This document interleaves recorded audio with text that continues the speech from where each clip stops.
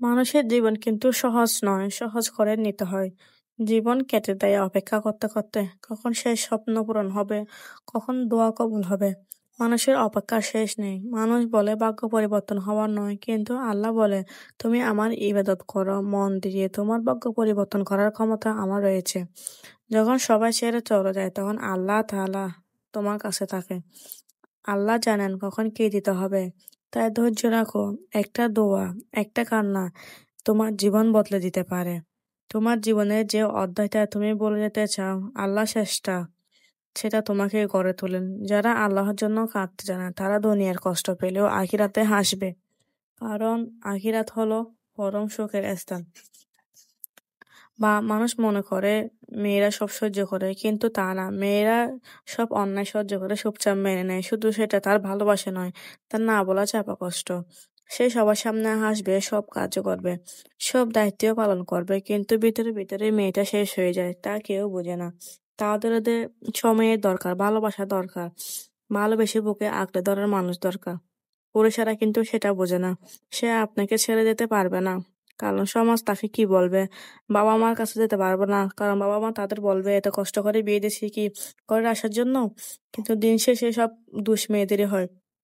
সে কিছুই করতে পারে না, শুধু সন্তানের দিকে তাকিয়ে। আমি যদি আমার সংসারটা ভেঙে ফেলি তাহলে আমার সন্তানের কি হবে, এই ভয়ে হাজারো সংসার এখনো টিকে রয়েছে।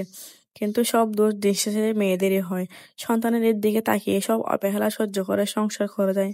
ভয় পেতে পেতে একসময় মেয়েটা দুর্বল হয়ে যায়, সমাজের চোখ বাঁচাতে গিয়ে মেয়েটা শেষ হয়ে যায়। আর পুরুষ ভাবে সব তো ঠিকঠাকই আছে, কিছুই তো হয়নি। কিন্তু একটার পর একটা অবহেলা তাকে বদলাতে বাধ্য করে। মেয়েরা কিন্তু হুট করে বদলায় না। একজন নারী যখন ভালোবাসা থেকে দায়িত্বের রূপ নেয়, তখন সে আর স্ত্রী নয়, সে হয়ে ওঠে একজন যন্ত্র। সকালে ঘুম থেকে উঠে শ্বশুর শাশুড়ি স্বামী সন্তান সবার দায়িত্ব পালন করবে, কিন্তু তাকে দেখার মতো কেউ থাকে না। ভোরে উঠে কাজ করে, সন্তানের দেখাশোনা করে, স্বামীর কথায় চুপচাপ থাকে, কোনো কথার উত্তর না দিয়ে সব সহ্য করে। আর সমাজ বলে দেখো, বউটা কত লক্ষ্মী, কোনো কথা বলে না, সবকিছু চুপচাপ সহ্য করে। কিন্তু কেউ এটা বোঝে না, এই ভালোবাসাহীন যন্ত্র তার ভিতরে একজন মানুষ ছিল, যার স্বপ্ন ছিল, আশা ছিল সবকিছু একদিন ঠিকঠাক হবে, কিন্তু কিছুই ঠিকঠাক হয় না। সে ছিল একটু ভালোবাসা, কিন্তু যার বিনিময়ে পেয়েছে হাজারো অপমান অসম্মান। আল্লাহ বলেন তুমি সবকিছু সহ্য করো, একদিন সব ঠিক হয়ে যাবে। তারা তোমার জীবন থেকে সরে যায়নি, বরং আমি তাদেরকে তোমার জীবন থেকে সরিয়ে নিয়েছি। কারণ আমি তাদের সেই সব কথা শুনতে পেয়েছি যা তুমি শুনতে পাওনি।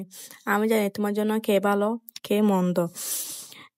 হ্যাঁ, একটা কথা, আল্লাহ যা বলেন সবই ভালোর জন্য করেন।